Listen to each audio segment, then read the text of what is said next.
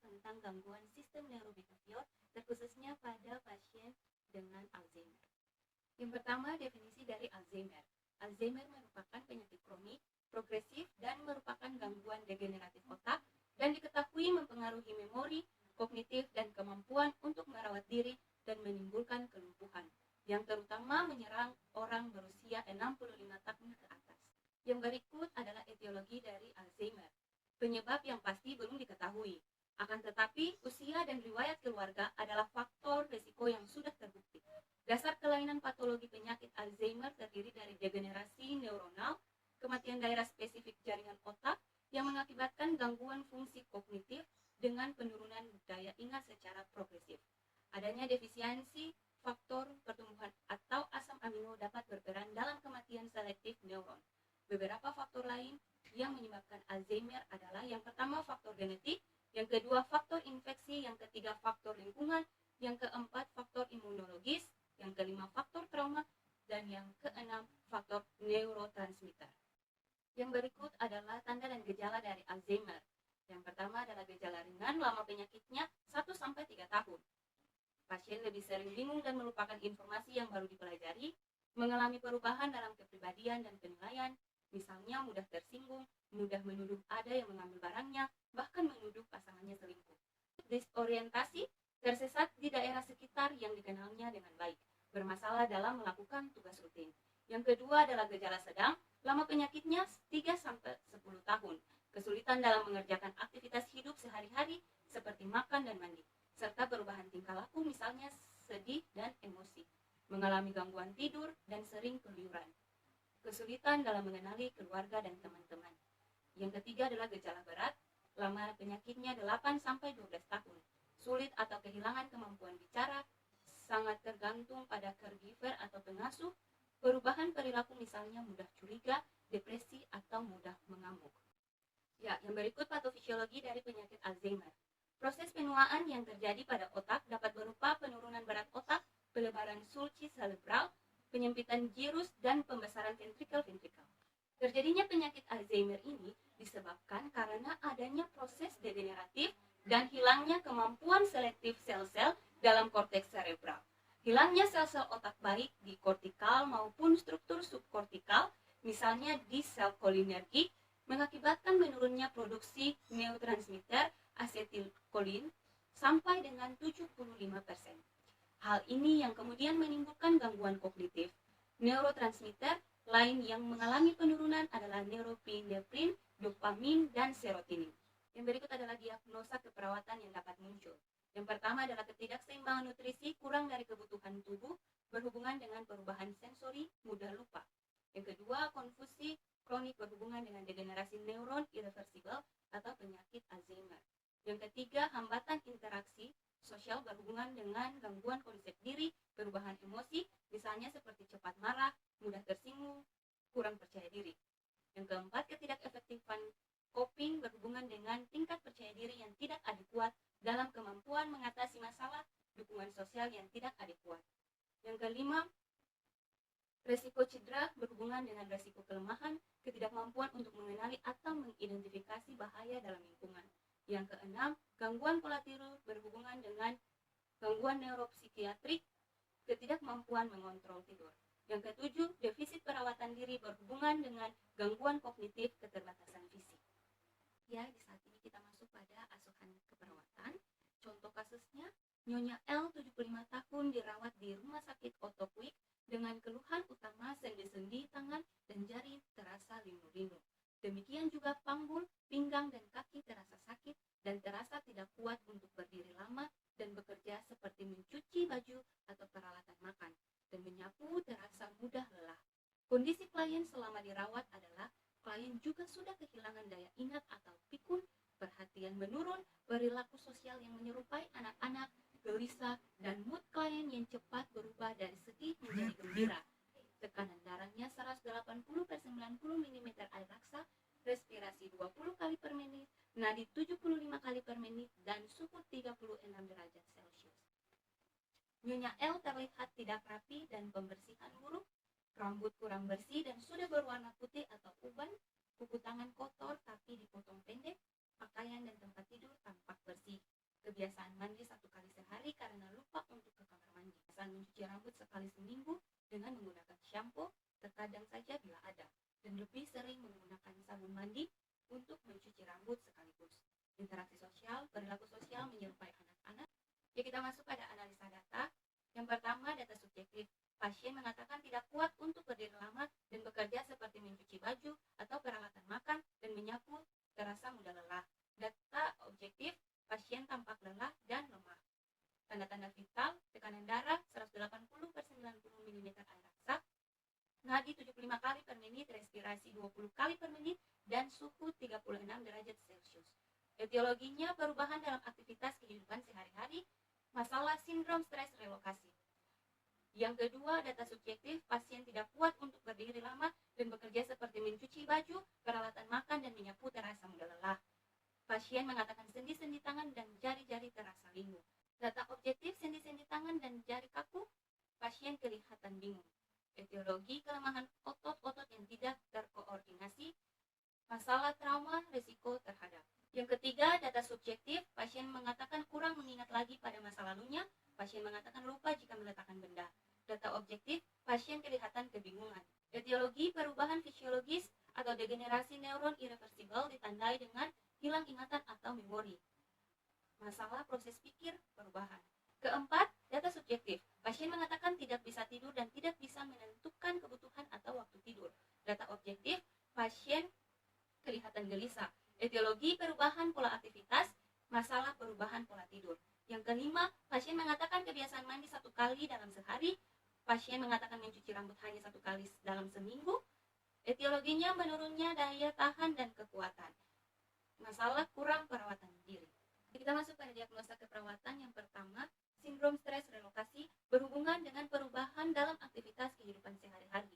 Yang kedua, trauma risiko terhadap berhubungan dengan kelemahan otot-otot yang tidak terkoordinasi. Yang ketiga, proses pikir perubahan berhubungan dengan perubahan fisiologis atau degenerasi neuron irreversibel ditandai dengan hilang ingatan atau memori. Yang keempat, perubahan pola tidur berhubungan dengan perubahan pola aktivitas. Yang kelima, kurang perawatan diri berhubungan dengan menurunnya daya tahan dan kekuatan. Kita masuk pada intervensi keperawatan. Yang pertama, diagnosa pertama, sindrom stres relokasi berhubungan dengan perubahan dalam aktivitas kehidupan sehari-hari.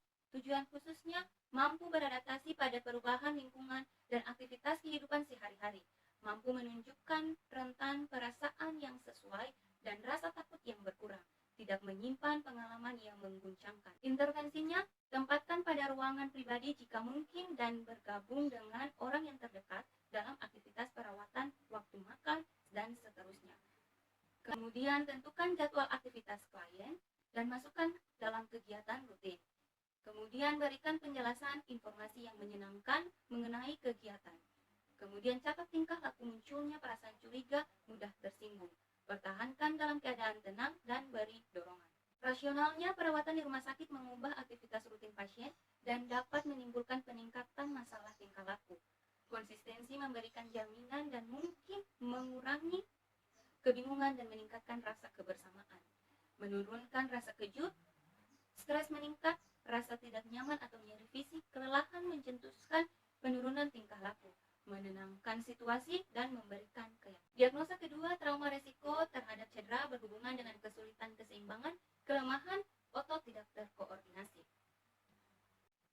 Tujuan khusus, tidak mengalami trauma, keluarga mengenali resiko potensial di lingkungan, dan mengidentifikasi tahap untuk memperbaiki. Intervensi, kaji derajat gangguan kemampuan, hilangkan atau minimalkan sumber bahaya dalam lingkungan, alihkan perhatian pasien ketika perilaku berbahaya, berikan tanda untuk mengidentifikasi.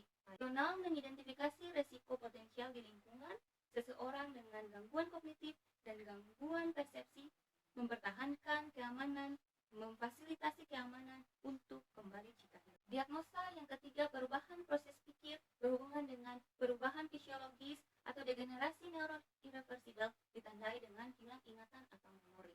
Tujuan khusus, mampu mengenali perubahan dalam berpikir atau tingkah laku dan faktor-faktor lain penyebab jika memungkinkan. Mampu memperlihatkan penurunan tingkah laku yang tidak diinginkan. Intervensi, kaji derajat gangguan kognitif seperti seperti perubahan orientasi terhadap orang, tempat, waktu, kemampuan berpikir.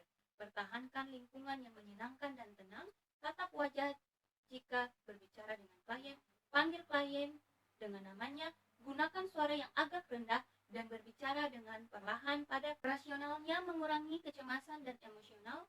Kebisingan merupakan sensori berlebihan yang meningkatkan gangguan neuron, menimbulkan perhatian terutama pada klien dengan gangguan perseptual. Nama adalah bentuk identitas diri dan menimbulkan pengenalan terhadap realita dan klien. Meningkatkan pemahaman, ucapan tinggi dan keras menimbulkan stres yang mencetuskan konfrontasi dan respon marah. Diagnosa keempat, perubahan pola tidur berhubungan dengan perubahan pola aktivitas. Tujuan khusus, mampu menciptakan pola tidur yang adekuat dengan penurunan terhadap pikiran yang melayang-layang, tampak atau melaporkan dapat beristirahat dengan cukup. Intervensi, beri kesempatan untuk beristirahat atau tidur sejenak, anjurkan latihan saat siang, turunkan aktivitas mental pada sore hari. Evaluasi tingkat stres, lengkapi jadwal tidur dan ritual secara teratur. Rasional, aktivitas fisik dan mental yang lama mengakibatkan kelelahan yang dapat meningkatkan kebingungan. Peningkatan kebingungan, disorientasi dan tingkah laku yang tidak kooperatif, penguatan bahwa saatnya tidur. Diagnosa yang kelima, kurang perawatan diri berhubungan dengan intoleransi aktivitas. Tujuan khusus, mampu melakukan aktivitas perawatan diri sesuai dengan tingkat kemampuan diri. Intervensi, identifikasi kesulitan dalam berpakaian atau perawatan diri. Identifikasi kebutuhan akan kebersihan diri, gabungkan kegiatan sehari-hari ke dalam jadwal aktivitas. Lakukan pengawasan namun berikan kesempatan untuk melakukan sendiri.